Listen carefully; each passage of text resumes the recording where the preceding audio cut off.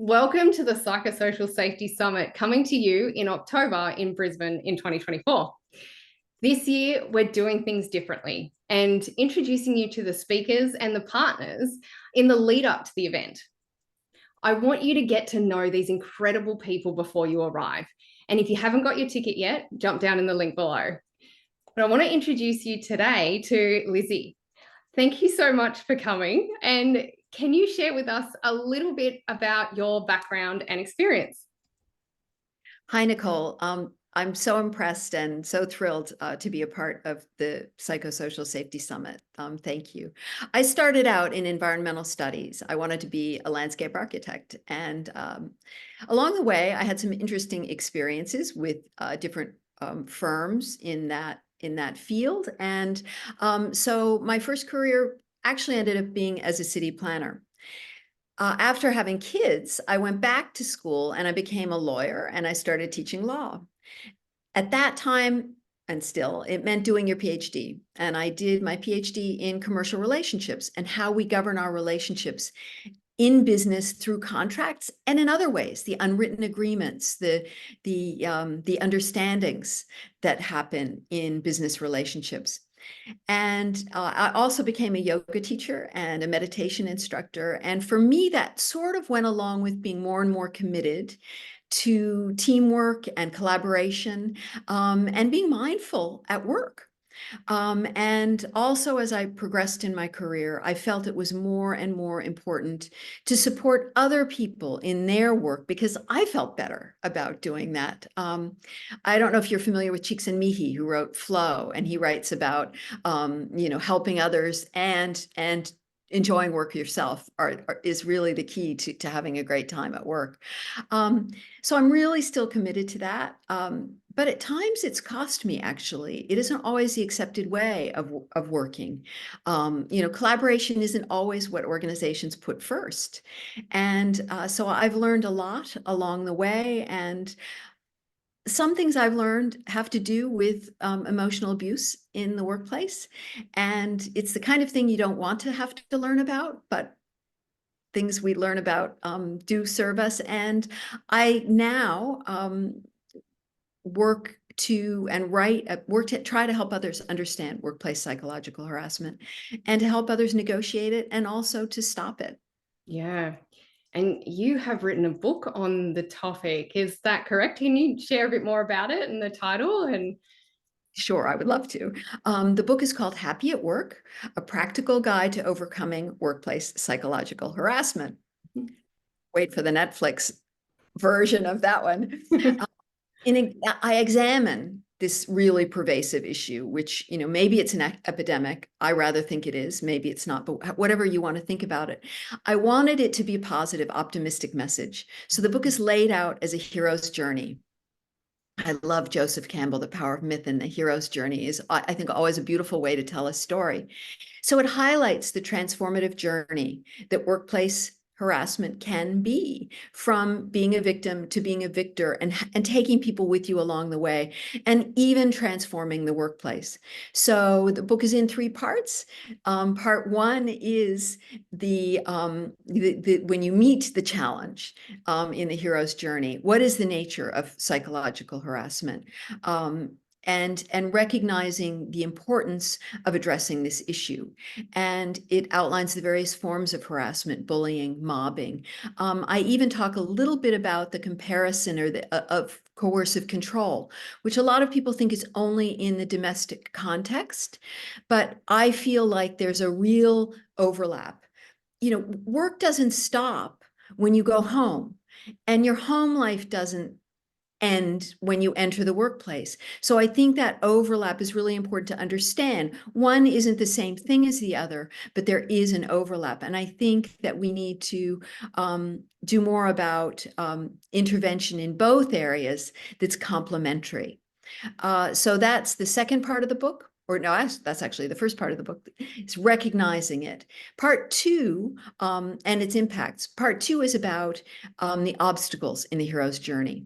What can targets do? What can victims do when they're faced with this? When they try to go within the organization, when they may try to confront the perpetrator, they're trying to work with perhaps ombuds people or advocates, and that can be inside the workplace and outside the workplace. And that can include legal avenues, which are always, to me, the last port of call, not the first. So part 2 explains all those different challenges that targets can face in trying to address workplace bullying, because right now we put so much on targets. We expect them to handle it, and everyone else just sort of wants to wash their hands of it, it seems, a lot of the time.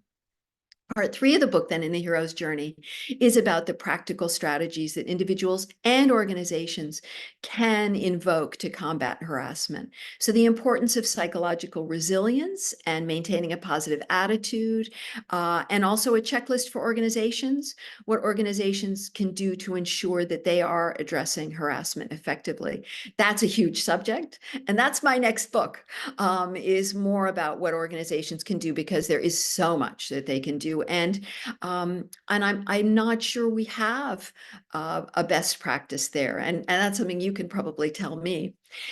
So overall, with the book, I hope that Happy at Work will serve as a comprehensive guide to individuals and organizations on how to address and overcome psychological harassment at work. It advocates for a cultural shift towards accountability and support for workplaces where everyone can thrive. And that's it. That's Thanks. fantastic. I can't wait to read it, and I hope I can ask for a signed copy if that's okay. First to get a copy. Thank you, Nicole. Yeah. When will the book launch? Do you have a time frame on that one? Hopefully in about a month's time. We're Mhm. about ready to. We're just finishing putting the final touches on the formatting and so on. But soon.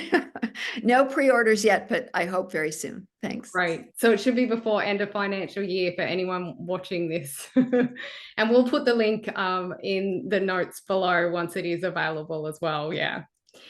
Now, you also have a business as well. Can you share a little bit more about that, and also why you started?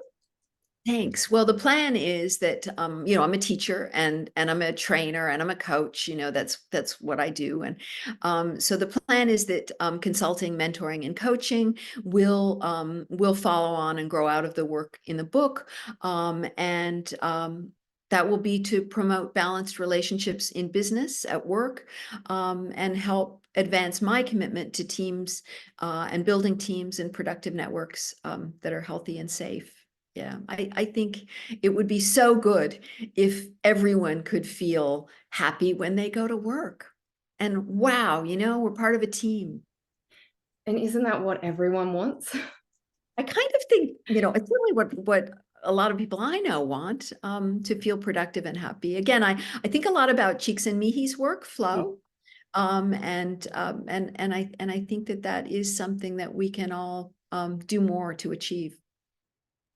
Fantastic. And for anyone that's listening now and can't wait for the summit, what's the best way for them to get in touch with you and find out more? Probably happyatwork.net.au is the website, and that's where the book will be available. So that's the website for my author website and the book. And I'm hoping it will be a place where people can have conversations about ways that we can overcome psychological harassment at work. Love it. Thank you. And last question before we jump off, can you share a little teaser about what you'll be chatting about in the summit? Well, as you and I have discussed, this is a hard problem. This is a wicked problem. Addressing and preventing, stopping emotional abuse is not easy in the workplace, just as it is not easy anywhere else. But it is achievable. We have to believe that. And at the summit, which is just an amazing thing that you're doing, we will interrogate the question in our session of where are the appropriate places to start to solve this problem within the workplace, outside the workplace. There are so many ports of call. There are so many stakeholders. There's so many people involved. What are the business strategies? Who are the people? What are the first steps? to doing this, to tackling the problem. And of course, always a bit of cheerleading. We're really optimistic about working together and about doing the good things and making real progress. So we think we have to work together, and we can work together to make this happen. Fantastic. Thank you so much for your time, Liz, and for being involved in the summit. It's incredible people like you that will make it what it is. And I can't wait to meet you and be in your stomping ground in Brisbane. Thank you so much. I'm so excited to have you up here at Victoria Park and to be a part of it. And I can't wait to meet you up here and everyone who's coming. Thank you. Thank you, Liz.